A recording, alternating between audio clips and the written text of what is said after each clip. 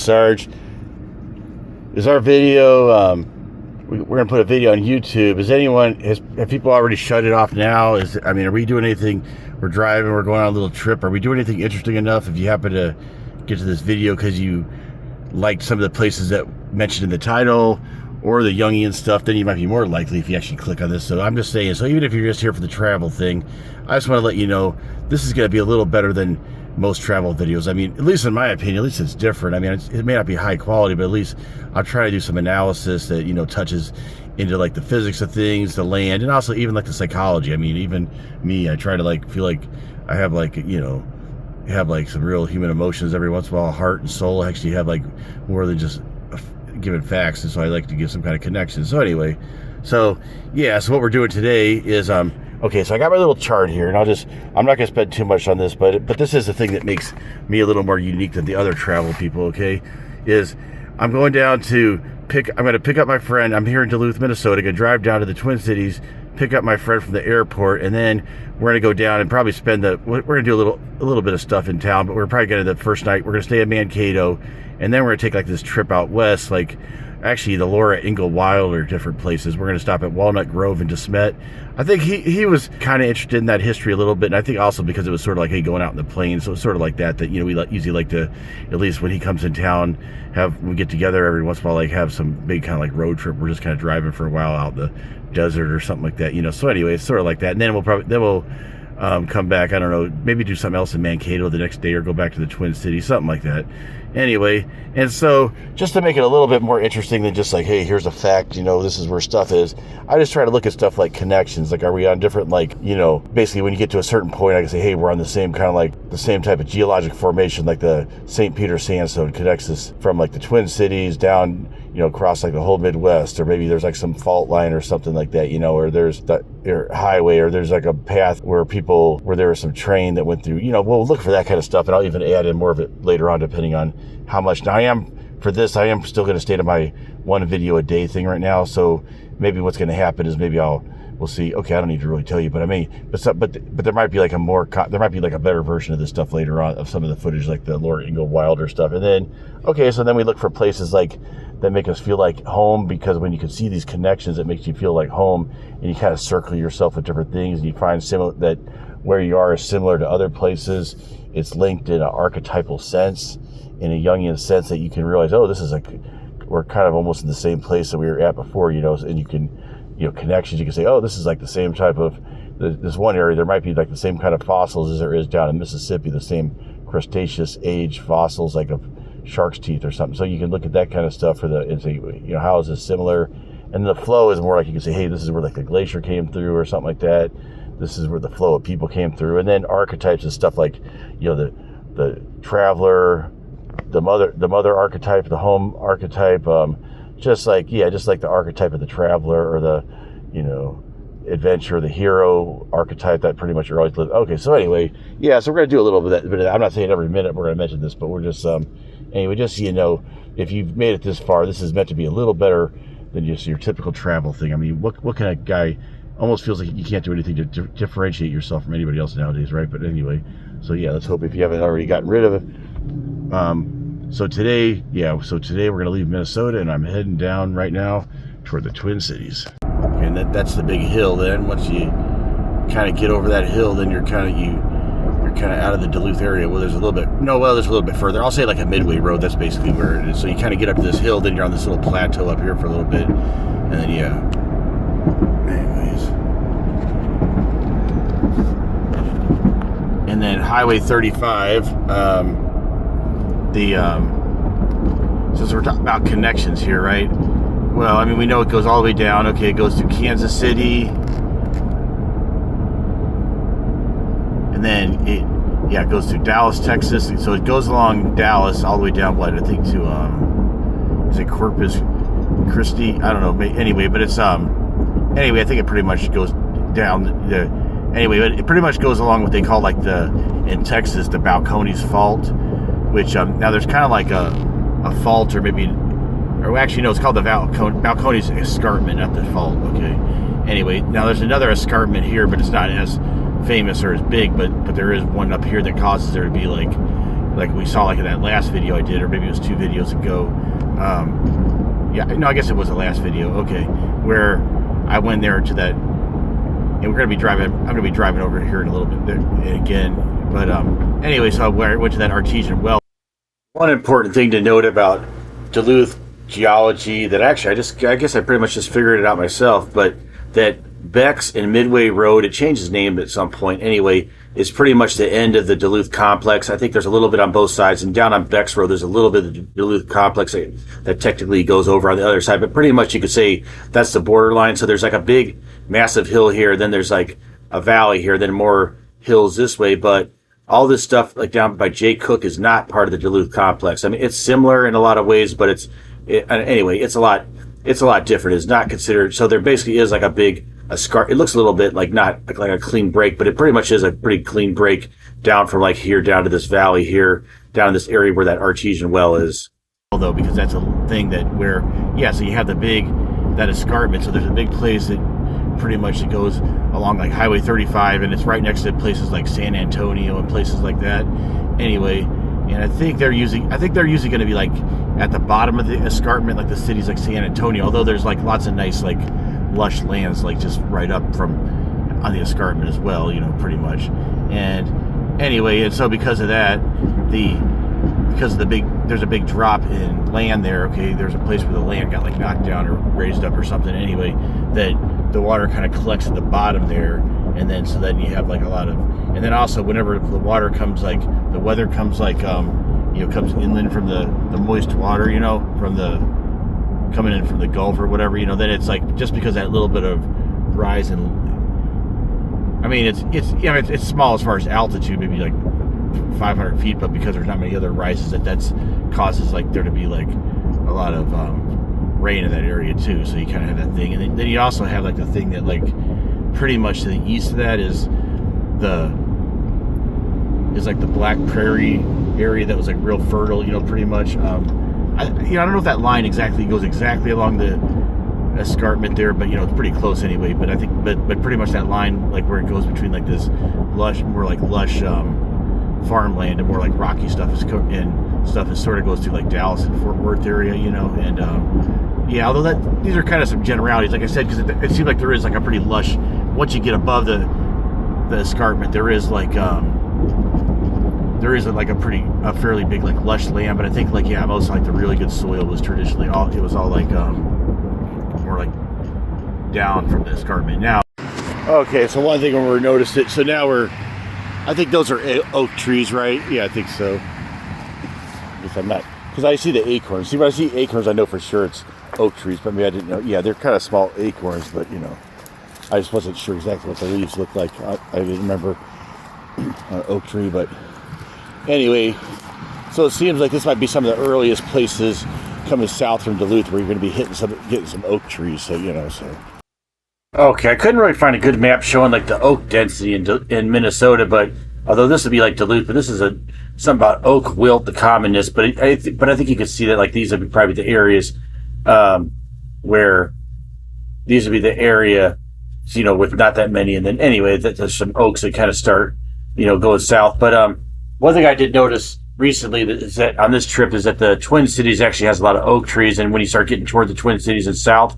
So I started realizing a lot more like, okay, yeah, like we don't have much for oak trees in Duluth, but in southern Minnesota, there's a lot. And then there's some interesting stuff like, you know, the Anoka Sand Plains, they say, like, you know, above, just north of the Twin Cities, there was an area where historically there was a lot of like managed groves where the Native Americans created these oak openings and these oak groves. And some of them they've, you know, are still around to this day. And then maybe some of them have been like maybe recreated and stuff like that. So that's kind of an interesting idea there. Because I had that in one of my other videos, that the concept of the grove as being an interesting thing.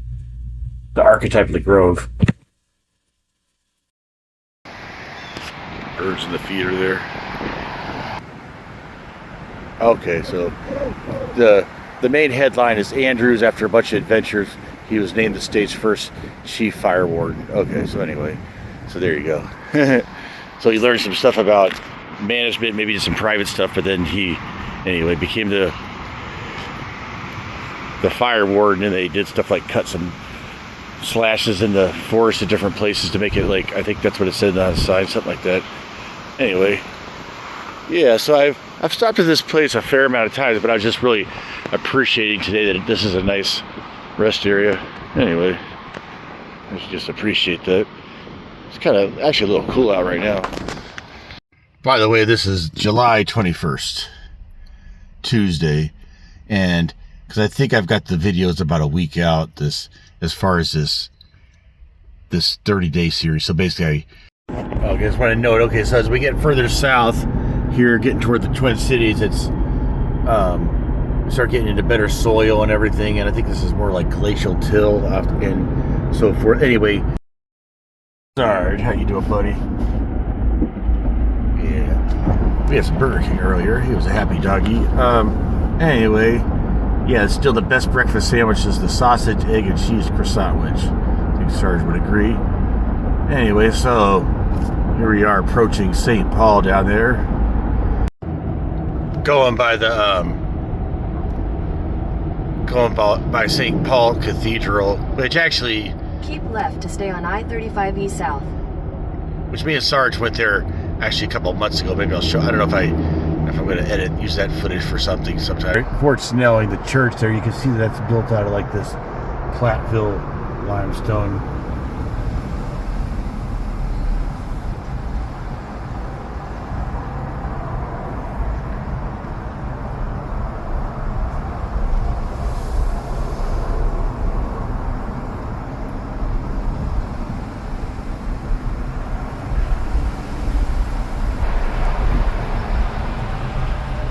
Okay, there's a more modern, like, brick building. I mean, it's pretty old, but not like...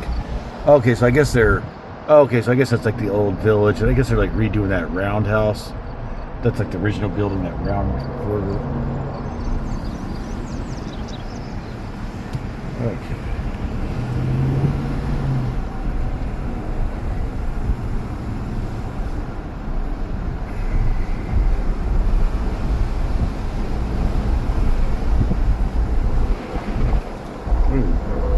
Actually pretty windy out here right now. Well, it's about 75. It's actually pretty cool. Yeah, here's some more of that rough-hewn like stone. Let's see if we can park someplace and walk up and take a look at this a little bit, because I was interested in the geology. So this Platteville limestone is like right, you know, they dug it right out of the cliffs near here.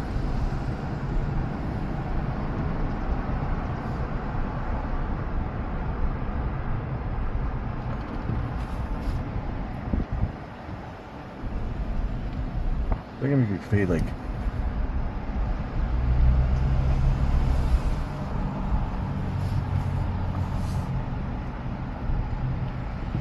man, it's like that's one thing that's fucking annoying about Minneapolis. It seems like even if there's like some place where nobody's, they gotta make you pay like 24 hours a day for any type of fucking place that's near anything like a river or something. Like even if there's like nobody fucking near it all, you know, it's like, you know, God, it's like even there had to be some fucking gay ass sheriff had to be hanging out by that church. I was gonna try to park back there. So, alright, well fuck it. I'm not gonna actually pay to fucking park here.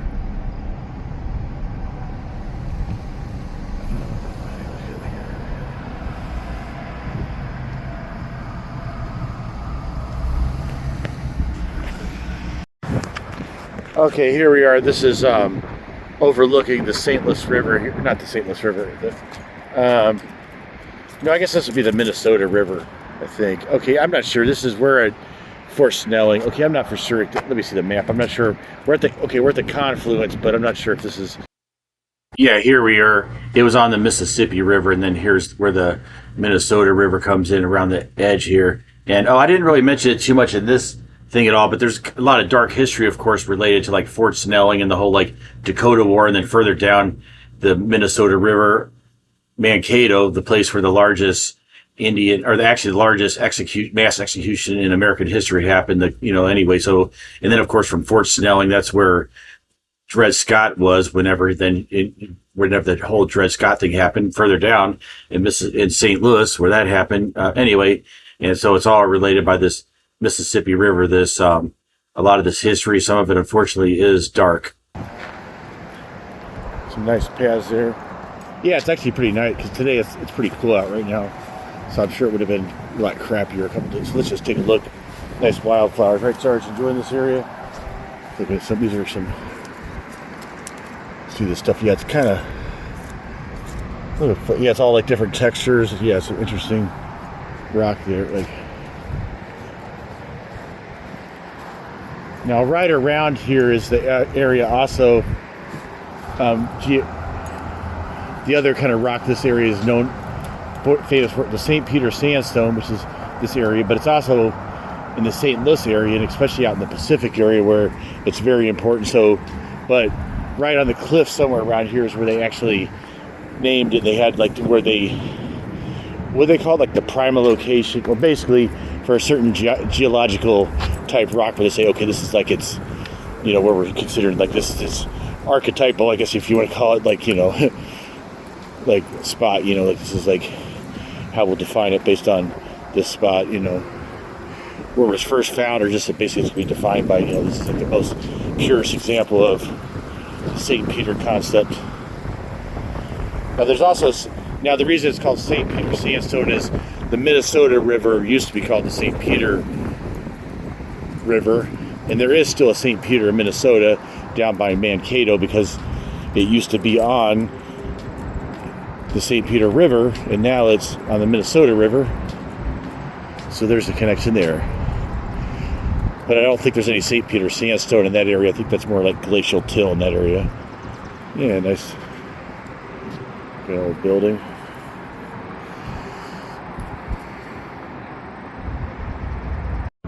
Okay, me and Sarge sitting down here at Fort Snelling State Park.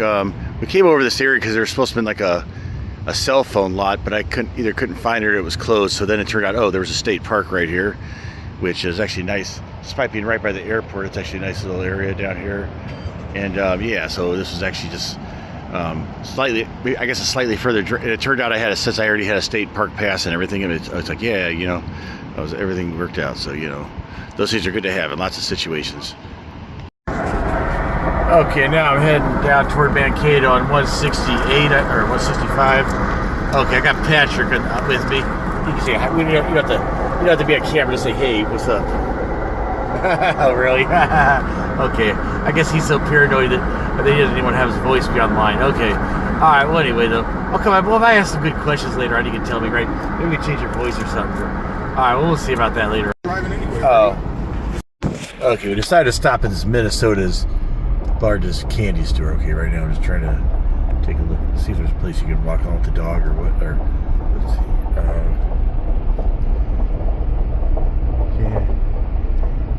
Yeah, I don't even know what I want to really buy, but okay, apple bread all day long. Puzzles, different things. Puzzle stores. Okay. Okay. Alright, we'll see in a second. Oh, yeah, this is where it's really lush, and you can see the big valley. You can see why it's called that.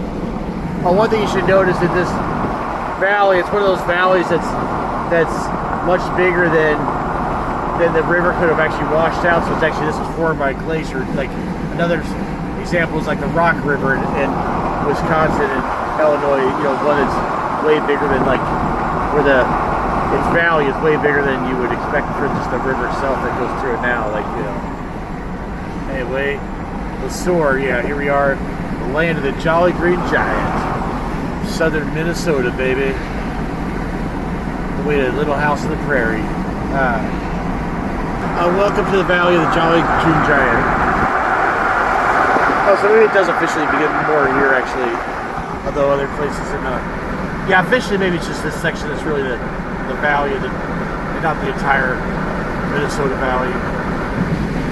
Okay, we're good about right here.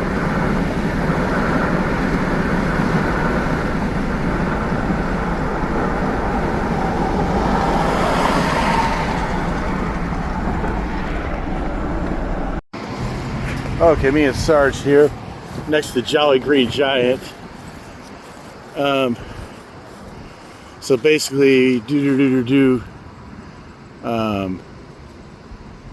okay, the plant closed in 1995.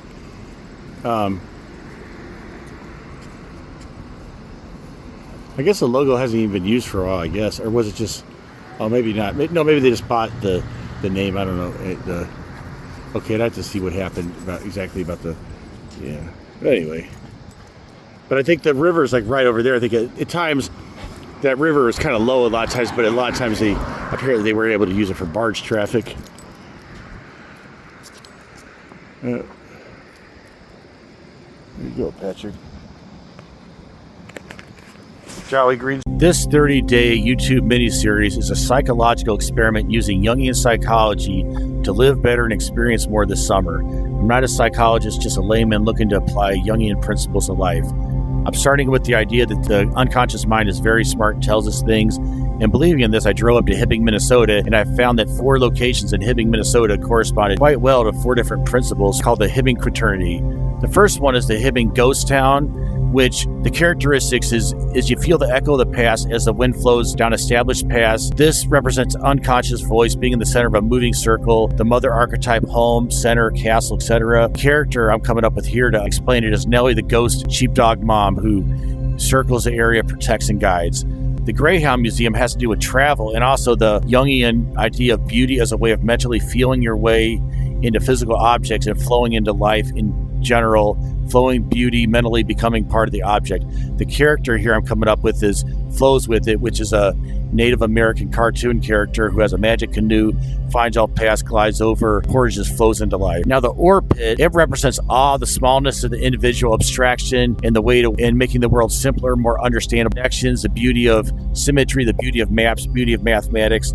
And this is supposed to be Laser Nash. Doesn't look like him that much, but anyway, it's like John Nash with his cup sending out all these laser beams across, dividing the world, trying to find that order in the chaos from A Beautiful Mind, if you haven't seen that movie. Bob Dylan's home. It represents stories, archetypes, wishing to become someone else. DJ Hat Trick, what he does is he gets people into the groove by putting different hats on and sending people into different paths. It's sort of like the way we do whenever we listen to a song, for example. Here's a simplified view of the quaternity here that I'm going to be using for this 30-day adventure.